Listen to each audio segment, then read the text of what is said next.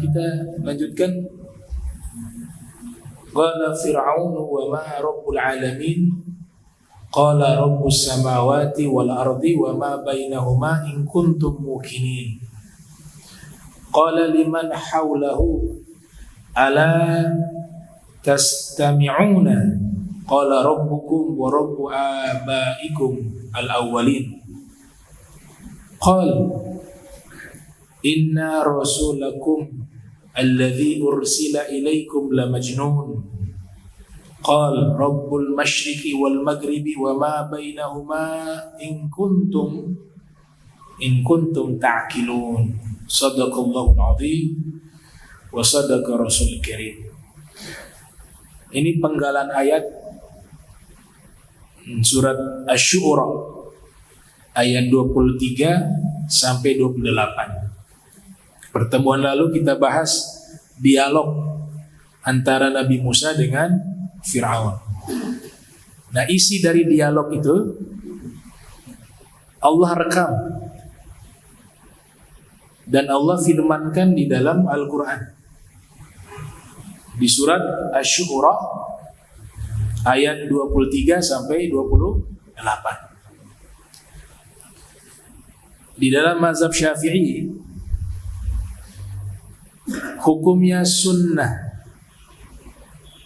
di seluruh surat di dalam Al-Quran kecuali surat At-Taubah untuk kita membaca basmalah. Wajib di surat Fatihah. Kalau di surat Fatihah hukumnya wajib. Tapi di surat-surat yang lain hukumnya sunnah. Ada salah satu tokoh ulama besar bernama Syekh Ibrahim Bajuri. Dan ini insya Allah saya ada niatan juga mau membuat semacam buku yang membahas tentang basmalah, tapi dari perspektif 12 cabang ilmu agama. Itu dikatakan oleh Syekh Ibrahim Bajuri dalam kitab Al-Mawahib Al-Laduniyah, syarah dari kitab Asy-Syama'il Al-Muhammadiyah. Beliau menukilkan, dan ini juga ada dalam kitab-kitab ilmu mantik. Apa itu ucapan para ulama? Yang bagi likulli syari'in fi fannin ay yatakallama 'alal basmalah bi tarfin yunasibu al-fanna al-masyru'a fi. Yang bagi selayaknya likulli syari'in, bagi setiap orang yang memulai belajar fi fannin, dalam satu cabang ilmu agama Islam, ayyatakallama 'alal basmalah, paling awal yang dia bahas adalah basmalah. Karena dianjurkan di setiap permulaan kitab itu diawali dengan basmalah. Ittiba bil Quran, mengikuti Al-Quran, paling awal juga basmalah. Tapi yang menarik di sini dikatakan menjelaskan basmalah dari sisi ilmu yang dia akan bahas. Dari sisi ilmu yang akan dia bahas. Misalnya basmalah lagi membahas ilmu akidah, maka dia jelaskan Bismillahirrahmanirrahim dari sudut pandang ilmu akidah. Kemudian ketika lagi membahas ilmu fikih tentang hukum Islam, maka yang dia jelaskan adalah basmalah dari sudut pandang hukum Islam. Jika dia membahas ilmu tasawuf, maka yang dia jelaskan basmalah dari sudut pandang ilmu tasawuf. Jika dia membahas ilmu tafsir, maka yang dia bahas basmalah dari sudut pandang ilmu tafsir atau kajian tafsir.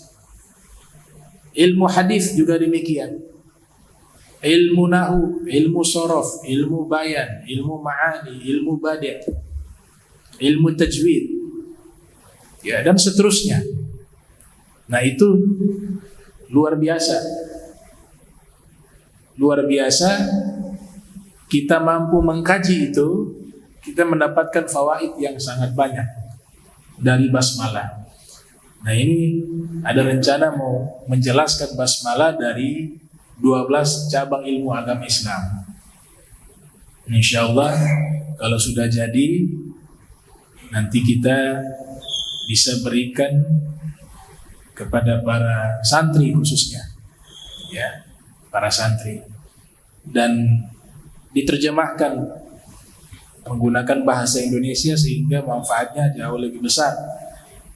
Kalau beberapa pengalaman ngarang kitab pakai bahasa Arab, manfaatnya untuk kita di Ternate sedikit, karena yang bisa baca kitab tidak banyak. Ada yang bisa baca kitab tapi tidak banyak. Tapi kalau bahasa Indonesia, di semua kalangan bisa. Tapi kalau baca kitab biasanya kalangan santri, para asatiza, nah itu baru bisa membaca kitab tersebut. Nah, jadi ini satu usulan dari para ulama, kalau mulai mengajar dari ilmu manapun di dalam cabang ilmu agama, diawali menjelaskan basmalah. Qala Fir'aun berkata, ini rekaman dialog antara Fir'aun dengan Nabi Musa. Nah, Fir'aun ini gak bisa dibaca tanwin, gak bisa Fir'aunun, bisa. Dia mamnu'ani tasrif. Dalam ilmu nahu disebut sebagai isim gairu munsharif, kata benda yang tidak bisa ditanwinkan. Karena kalau bahasa Arab kata benda itu di antara alamatnya adalah tanwin. Kita kalau mendengar ada tanwin, itu dipastikan kata benda. Nah, sederhana kaidah itu. Zaidun, oh, kata benda, nama orang. Baitun, rumah, kata benda. Nah, jadi setiap tanwin itu alamat bagi kata benda. Tapi uniknya bahasa Arab, ada beberapa kata benda yang disebut memiliki penyakit yang keluar dari kaidah itu, sehingga dibacanya tidak tanwin. Di antaranya nama yang diambil dari bahasa asing, maknanya bahasa Arab, tapi nama ini bukan berasal dari bahasa Arab, itu tidak bisa ditanwin. Di antaranya Fir'aunu. Nah, Fir'aun gak bisa ditanwin. Dan Fir'aun ini bukan nama, dia sebenarnya julukan bagi Raja Mesir, al-laqab limalik Misra. Dia julukan bagi Raja Mesir, sebagaimana di negara-negara lain di masa itu khususnya, itu juga punya julukan terhadap raja mereka. Kalau di Romawi disebut dengan Kaisar, kalau di Persia disebut dengan Kisra. Kalau di Habasyah ada kerajaan di Habasyah, Ethiopia kalau zaman sekarang, rajanya diberikan julukan Najasyi. Kalau di Mesir Fir'aun. Nah, itu julukan-julukan. Perkembangan sejarah Islam, raja di dalam terminologi agama Islam disebut dengan sultan. As-sultan zillullah fi ardih. As-sultan zillullah fi ardih. Raja itu adalah naungannya Allah di bumi ini. Sultan. Kemudian bergeser juga, ada beberapa istilah di dalam Islam yang disebut sebagai raja atau pemimpin, yang populer disebut khalifah. Bentuk jamaknya khulafa. Nah, bergeser lagi, berubah. Di masa Sayyidina Umar bin Khattab, istilah khalifah sudah tidak digunakan lagi. Muncul istilah baru namanya amir. Amirul Mukminin, pemimpin orang-orang beriman. Kenapa istilah ini berubah di saat Rasul wafat? Nah, ini mereka tidak mengistilahkan Nabi dengan apapun. Ya, karena sebagai Nabi itu sudah pangkat tertinggi. Jadi tidak ada lagi gelar tertinggi di atasnya Nabi, tidak ada. Di atasnya Rasul tidak ada. Makanya istilah tersebut tidak dinisbatkan kepada Nabi. Cukuplah an-Nabi atau Rasulullah, itu sudah derajat tertinggi. Tapi setelah Rasul wafat, ada istilah disebut dengan Khalifatu Rasulillah, dinisbatkan kepada Sayyidina Abu Bakar As-Siddiq. Khalifatu Rasulillah. Khalifah itu artinya penerus. Wafat Sayyidina Abu Bakar memimpin selama 2 tahun, diganti oleh Sayyidina Umar bin Khattab. Nah, orang biasa memanggil beliau Khalifatu Khalifati Rasulillah. Khalifatu Khalifati Rasulillah, penerus dari penerusnya Rasulullah, karena menggantikan Sayyidina Abu Bakar. Bisa dibayangkan kalau sudah ada 5 penerus, kalau istilah ini dipakai, Khalifatu Khalifati Khalifati Khalifati Khalifati Rasulullah, kepanjangan. Penerus dari penerus dari penerus dari penerus Rasulullah. Maka ada momen tidak sengaja, ada satu kejadian, ada satu momen Sayyidina Umar sedang menyampaikan pidato di hadapan umat, kemudian mengatakan, antum mu'minun, kalian orang-orang beriman, wa ana amirukum, dan saya pemimpin kalian.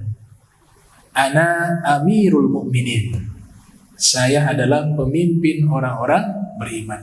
Jadilah istilah yang baru muncul, terminologi yang baru, diistilahkan dengan Amirul Mukminin. Itu digunakan setelah Sayyidina Umar. Sayyidina Utsman bin Affan disebut juga Amirul Mukminin. Al-Imam Ali bin Abi Thalib juga disebut dengan Amirul Mukminin. Konsepnya ala manhajin nubuwah, di atas metodologi hukum kenabian. Setelah itu sistemnya berubah ke kerajaan, monarki. Karena Daulah Umayyah itu mengangkat pengganti sebagai pemimpin harus dari keluarga mereka, Bani Umayyah. Sedangkan di masa Khulafaur Rasyidun itu berdasarkan apa? Syura. Dipanggil tokoh-tokoh sahabat senior yang punya peran dan pengaruh. Kemudian dari mereka itu dipilih dengan istilah namanya bai'at. Dilantik, sumpah setia. Transmisi perubahan ke Daulah Umayyah, konsepnya berubah menjadi kerajaan, monarki, karena mengadopsi daripada kerajaan yang ada di zaman itu, yaitu Romawi dan Persia, tapi dipadukan. Kalau monarki yang ada, yang pure monarki itu harus anak yang menjadi raja. Tapi Daulah Umayyah yang penting masih klan keluarga Bani Umayyah, mereka yang bisa jadi raja. Tidak harus anak, bedanya di situ saja. Dan ini berlangsung terus sampai Daulah Abbasiyah. Istilah ini digunakan dengan istilah khalifah, Khalifah Harun ar-Rasyid. Nah, cuma Daulah Abbasiyah uniknya pakai julukan dengan nama Allah, al-mu'tasim billah, al-wathiq billah. Nah, jadi gelar-gelar itu digunakan. Mu'tasim billah, al-wathiq billah. Belakangan muncul gelar baru namanya sultan, atau bahasa Arabnya sultan. Kalau sultan di surat Ar-Rahman itu maknanya kudrah, gua. Silakan kalian wahai jin manusia menembus langit dan bumi, kalian tidak akan mampu illa bisultan, kecuali dengan sultan. Sultan di sini yang dimaksud bukan raja, tapi dimaksud adalah kekuatan. Tapi diambil dari kata tersebut karena raja memiliki otoritas, kekuatan untuk bisa mengatur wilayah yang dikuasai. Maka digunakanlah istilah tersebut dengan sebutan sultan. Ada Qadhi Qudan, jaksa agung Islam yang wafat 450 Hijriah, bernama Imam Al-Mawardi. Ini ulama di saat wafat tahun 450. Di tahun yang sama lahir juga seorang ulama besar, Hujjatul Islam Al-Imam Al-Ghazali. Jadi kalau kita mau menghafal tahun lahir Imam Ghazali itu mudah. Kenapa? Karena kalau sudah hafal wafatnya Al-Mawardi 450, nah itu juga tahun yang sama Imam Ghazali lahir 450 Hijriah. Sama halnya kalau mau menghafal tahun lahirnya Imam Syafi'i. Kalau kita sudah hafal tahun lahir dan wafatnya Abu Hanifah, maka mudah menghafal tahun lahirnya Imam Syafi'i. Karena Al-Imam Abu Hanifah wafat di tahun yang sama dengan lahirnya Imam Syafi'i, yaitu 150 Hijriah. Lahir 80, wafat 150. Nah, 150 Hijriah Imam Abu Hanifah wafat. Lahir Imam Syafi'i di tahun itu juga. Sehingga para ulama ketika menjelaskan biografinya Imam Syafi'i, mereka mengatakan telah wafat seorang alim besar, yaitu Abu Hanifah, namun telah lahir juga seorang imam besar, yaitu Imam Syafi'i. Nah, itu istilah Fir'aun di sini. Ya. Qala Fir'aunu. Nah, Fir'aun berkata, wa ma rabbul alamin. Apa itu Rabb al-alamin, bagi alam semesta? Qala rabbus samawati wal ard. Nabi Musa menjawab, Ia yang menciptakan dan menguasai langit dan bumi. Wa ma bainahuma in kuntum muqinin. Dan Dia juga yang menciptakan segala sesuatu di antara keduanya, jika kalian orang yang mukinin, orang-orang yang yakin. Qala liman haulahu. Fir'aun berkata kepada orang yang ada di sekitarnya, ala tastami'una, kalian tidak mendengar apa yang dia katakan?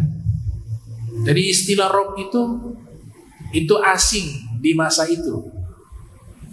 Di zamannya Fir'aun itu istilah Rabb itu asing. Istilah yang populer di situ adalah Allah. Walaupun Fir'aun menggunakan istilah ana rabbukumul a'la. Itu pendapat mengatakan setelah terjadi dialog ini. Setelah terjadi dialog dengan Nabi Musa memperkenalkan Tuhannya dengan istilah Rabb. Setelah dialog itu Fir'aun mengaku, saya juga Rabb. Ana rabbukumul a'la. Bahkan saya bukan sekedar Rabb, saya Rabb kalian yang tertinggi. Nah, sehingga Nabi Musa ketika menyampaikan Tuhanku adalah Rabb yang menciptakan langit dan bumi, itu Fir'aun mengatakan, apakah kalian mendengar apa yang dia katakan? Itu istilah baru. Nah, kaitan kata Rabb Kalau sholat tahajud itu ada doa. Selepas sholat tahajud ada doa di situ. Doa ini sudah mewakili tafsiran kata Rabb,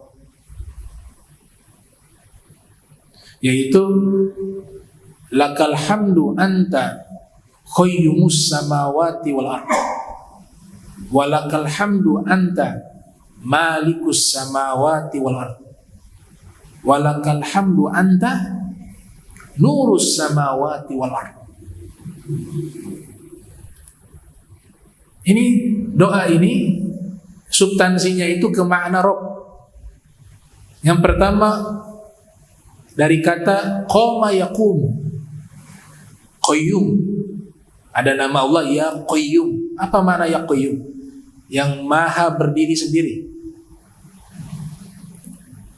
Dia menciptakan segala sesuatu, tidak butuh kepada sesuatu. Itu makna qayyum. Kata Imam Zarruq dalam kitab Syarah Al-Asma'il Husna. Makna qayyum apa?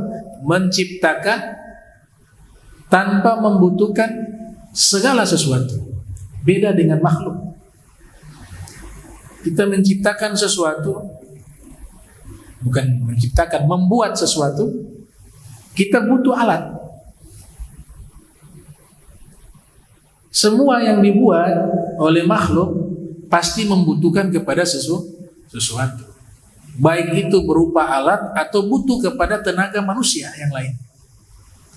Tapi Allah gak butuh. Qayyumus samawati wal ardh. Ini kalau ditarik masuk juga ke makna Rabb. Yang kedua, di dalam doa sholat tahajud itu, anta malikus samawati wal ardh. Nah, Malik ini diambil dari akar kata yang sama dengan milkun, malaka yamliku. Pakar bahasa Arab dunia bernama Ibnu Manzur dalam kitab Lisanul Arab mengatakan makna Malik memiliki, menguasai.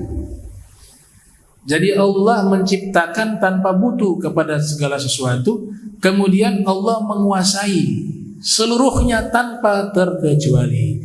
Istilah dalam ilmu tauhid, kekuasaan absolut. Makanya haram menggunakan nama Malikul Mulk, raja di atas seluruh kerajaan. Itu haram. Karena makhluk gak ada yang Malikul Mulk. Yang Malikul Mulk, raja di atas raja, itu hanya Allah. Dalam ilmu qiraah, cara bacanya dua. Bisa dibaca Maliki Yaumiddin, bisa dibaca panjang dengan mat Maliki Yaumiddin. Tapi di surat Fatihah itu bacaannya seperti itu. Di surat An-Nas gak boleh dibaca panjang. Kata Malik harus dibaca pendek. Qul a'udzu birabbin nas, malikin nas. Gak boleh malikin nas. Itu hanya dibolehkan ketika membaca surat Al-Fatihah. Itu artinya apa? Raja, menguasai. Masuk juga ke arti Rabb di situ. Yang ketiga, walakal hamdu anta nurus samawati wal ardh. Segala puji bagimu. Alif lam namanya istighraq. Maknanya kullu hamd. Seluruh pujian milik Allah, milikmu. Engkau adalah cahaya langit dan bumi.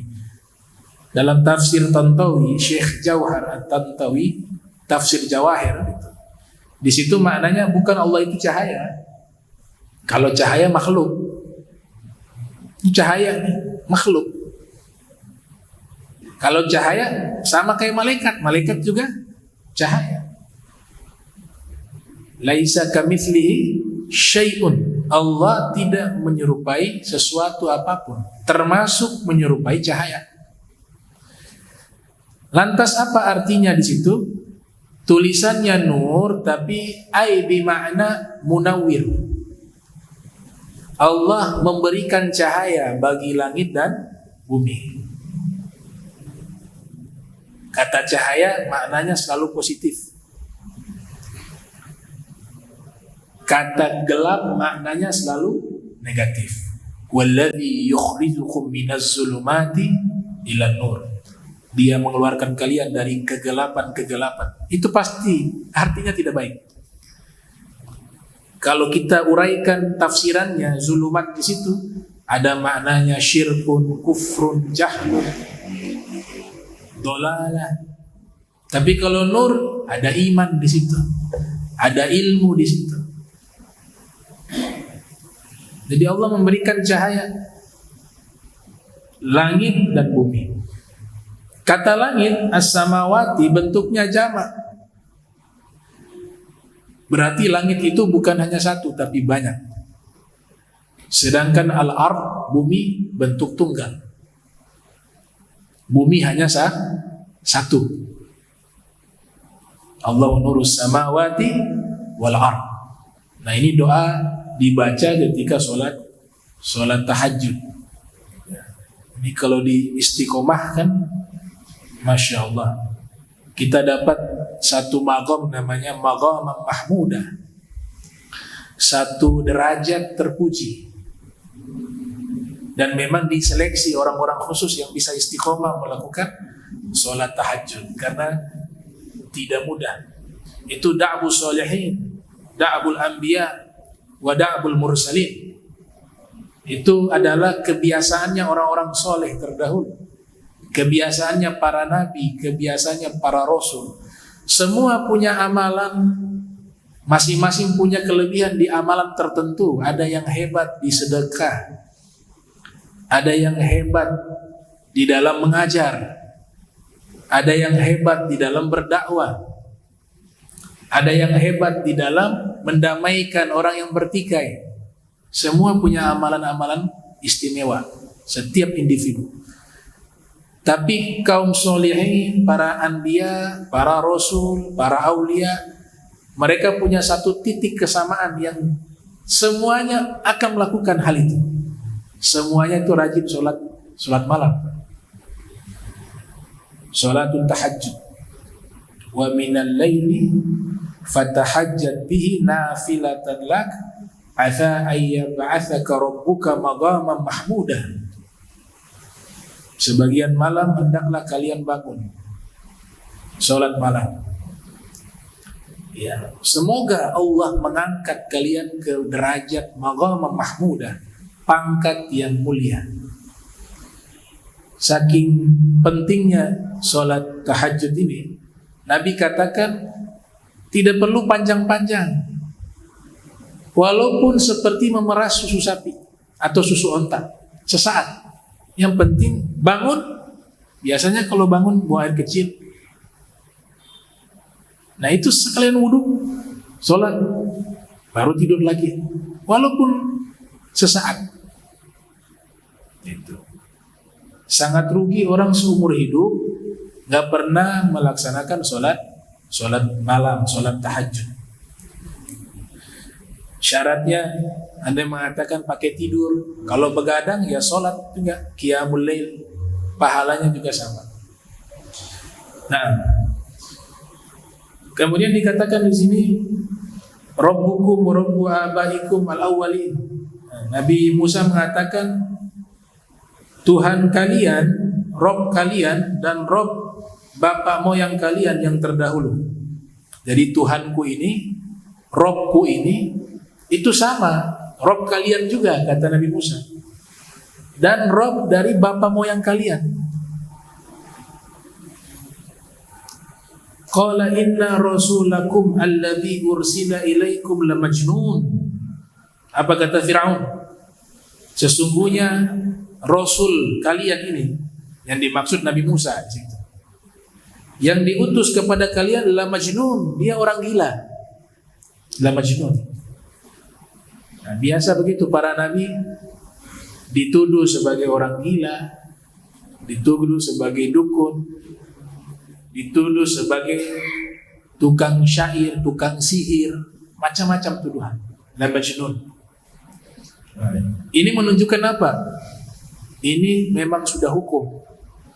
Orang yang dakwanya benar pasti akan dituduh dengan sesuatu yang tidak baik. Dakwanya benar pasti dituduh dengan tuduhan yang tidak baik. Bahkan beberapa guru kami kalau mendapatkan informasi murid-murid dakwanya lancar-lancar saja, itu mereka istighfar. Dakwanya enak. Dari AC ke AC, pesawat ke pesawat, mobil mewah ke mobil mewah, dari istana ke istana. Gak ada hambatan, gak ada rintangan dalam dakwah. Semuanya dari awal dakwah sampai hari ini semuanya enak. Gak pernah difitnah, gak pernah dihalangi dakwanya. Itu dipertanyakan, dakwanya ini diterima tidak? Karena para nabi semuanya dakwanya ada tantangan. Jangan-jangan dakwanya bukan ud'u ila sabili rabbika, tapi ud'u ila sabili nafsi. Ajaklah orang ke diriku, ke partaiku, ke golonganku, ke majlisku. Tapi kalau dakwanya benar, para nabi ada tantangan. Bukan berarti kita doa minta ada tantangan, tidak. Itu dilarang. Kita manusia disuruh minta kepada Allah sesuatu yang baik-baik, yang enak-enak.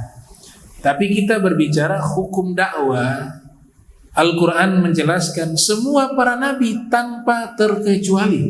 Itu bisa cek semua para nabi itu. Yang dalam Al-Quran disebut 25 para nabi dan para rasul yang lainnya. Tidak ada satupun dakwah mereka itu lancar-lancar, ada hambatan, ada tantangan. Berarti kalau dai yang benar pasti juga mendapatkan hambatan dan tantangan. Tidak main-main Nabi Musa dibilang la majnun. Kau orang gila. Nabi kita juga pernah dikatakan demikian. Ketika menceritakan peristiwa Isra, ada salah satu orang musyrik mengatakan kepada Sayyidina Abu Bakar, itu sahabatmu la majnun. Dia sudah gila. Dan Allah rekam di dalam Al-Quran. Mereka sebut Nabi Muhammad seperti orang gila. Ini sudah terjadi dengan nabi-nabi yang terdahulu. Karena dakwah mereka benar. Ada tantangan itu untuk raf'ul maqam, mengangkat derajat mereka.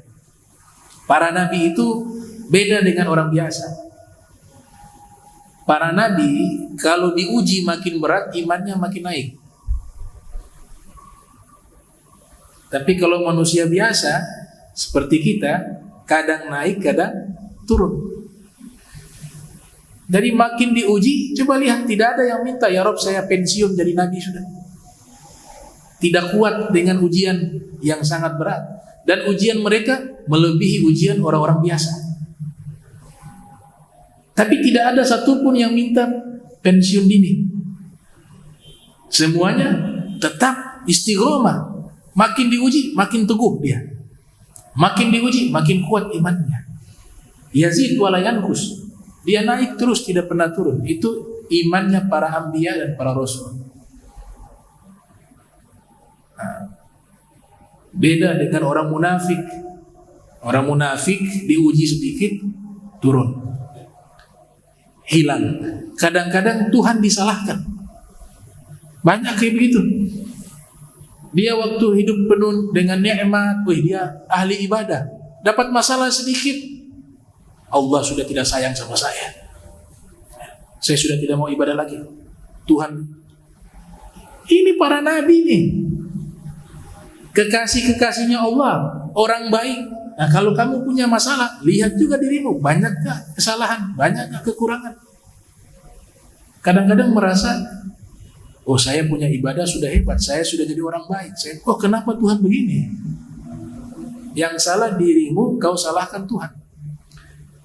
Nah itu imannya orang masih belum stabil dia. Harusnya orang ketika dapat masalah, dia makin dekat kepada Allah. Mungkin Allah tegur, dia lupa. Yang lebih kacau lagi, sudah jauh dengan Allah, dapat masalah, salahkan Allah. Sholat tidak pernah, kenal ulama tidak pernah, ngaji tidak pernah, zikir tidak pernah. Semua yang haram dilakukan. Tahu-tahu dapat masalah, Tuhan tidak sayang sama saya. Emang dari dulu model kayak begitu, mau disayang sama Allah bagaimana? Yang Allah sayang saja dikasih ujian. Tapi ujiannya apa? Ngangkat derajat mereka. Tapi kalau yang memang jauh dengan Allah dapat ujian, itu disuruh teguran, kau sadar, biar kembali kepada Allah. Imam Haddad mengatakan, kalau tidak mau ada masalah, jalannya hanya satu, meninggal. Nah, ulama menambahkan syarahnya, sabar dulu, meninggal juga ada masalah dalam kubur. Jadi masalah itu selesai kalau sudah masuk surga. Sudah masuk surga, masalah dicabut. Gak ada. Kita ini kadang-kadang tidak ada masalah, tapi jiwa kita membuat masalah dalam diri kita. Tiba-tiba sumpah. Padahal gak ada masalah. Ya memang konsep manusia diciptakan di bumi begitu.